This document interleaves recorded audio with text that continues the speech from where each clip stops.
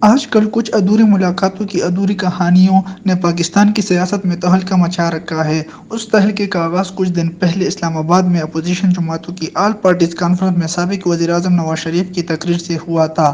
نواز شریف نے تو صرف ایک تقریر کی، لیکن عمران خان کی حکومت کے وزراء کو اس ایک تقریر کے اثرات ظاہر کرنے کے لیے روزانہ کہیں نہ کہیں کوئی نہ کوئی تقریر کرنا پڑتی ہے۔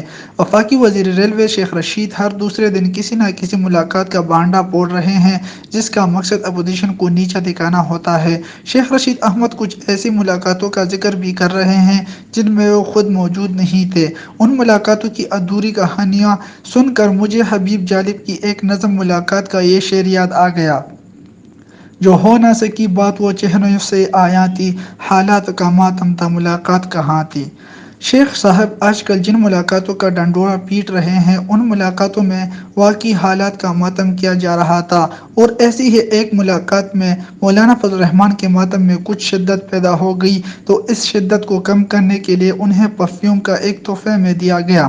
اس تحفے کو مولانا نے بہت سنبھال کر رکھا ہوا ہے۔ جب بھی انہیں کچھ غصہ آتا ہے تو ان کا ایک شرارتی مہربان بڑے احترام سے نظر جھکا کر ان کی خدمت میں عرض کرتا ہے کہ حضور وہ جو پرفیوم ہے نا، اس کا کچھ چھڑکاؤ کر لیجئے۔ یہ مشورہ سن کر مولانا مسکرا دیتے ہیں اور کہتے ہیں کہ ہمیں تو عطر کی عادت ہے، ہم پرفیوم استعمال نہیں کرتے۔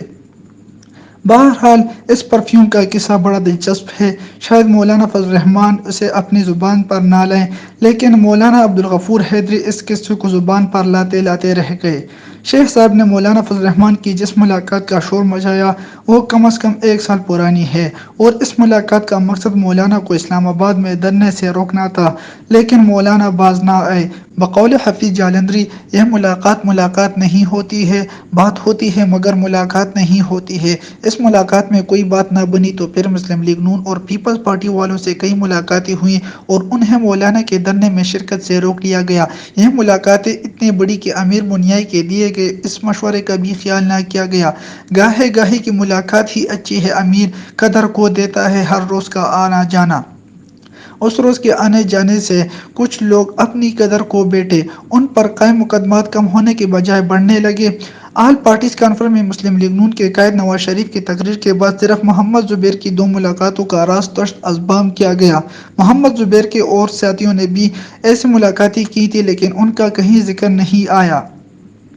اب نواز شریف صاحب نے ایسی خفیہ ملاقاتوں پر پابندی عائد کر دی ہے، لیکن واٹس ایپ کال کی سہولت سے بدستور فائدہ اٹھایا جا رہا ہے۔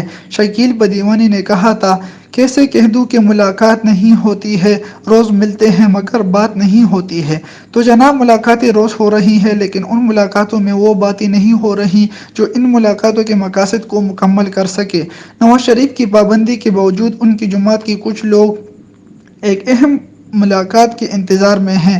ان کی حالت فیض احمد فیض کے اس شعر کے ذریعے سمجھی جا سکتی ہے: اپنی تنہائی سے گویا ہوئے پھر رات مری، ہو نہ ہو آج پھر آئی ہے ملاقات میری۔ دوسری طرف مسلم لیگ نون اور پیپل پارٹی کے اہم قائدین مولانا فضل الرحمن کی اس رائے سے اتفاق کرنے لگے ہیں کہ بہت ملاقاتیں ہو چکیں، اب ہمیں ملاقاتیں چھوڑ کر حقیقی اپوزیشن کا کردار ادا کرنا ہے اور کچھ سیاسی رازوں میں عوام کو شریک کر لینا چاہیے۔ شیخ رشید مزید کتنی ملاقاتوں کا بانڈا پھوڑیں گے؟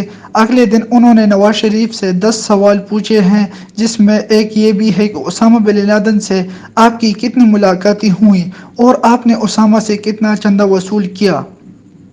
شیخ صاحب بھول گئے ہیں کہ یہ وہی اسامہ بن لادن ہیں جنہیں کچھ ہفتے قبل جون 2020 میں وزیر اعظم عمران خان نے قومی اسمبلی میں تقریر کرتے ہوئے شہید قرار دیا تھا۔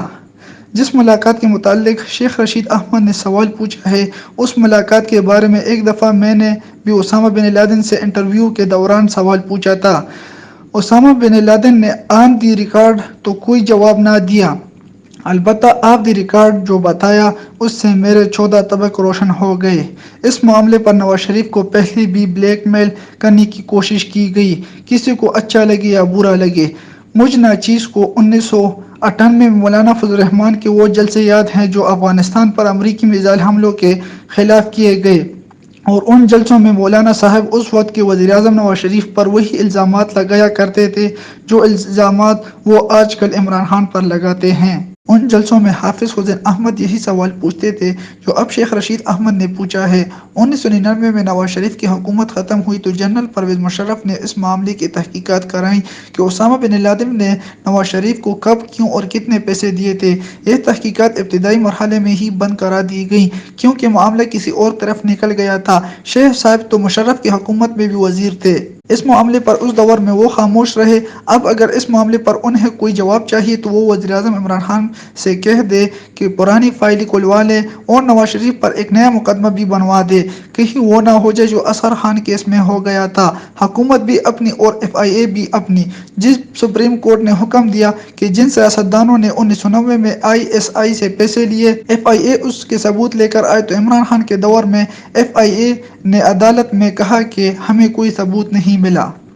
عرض صرف اتنا کرنا ہے کہ سیاست دان ایک دوسرے کے ساتھ سیاسی اختلاف ضرور کرے لیکن اختلاف کو انتقام نہ بنائے، کیونکہ جب انتقام کی آگ ہر طرف پھیل جائے تو پھر صرف دشمن نہیں دوست بھی لپیٹ میں آ جاتے ہیں، اور جب سارے ہی آگ میں جل جائیں تو پھر کوئی کسی سے ملاقات کے قابل نہیں رہتا، پھر صرف پچھتاؤں سے ملاقات ہوتی ہے۔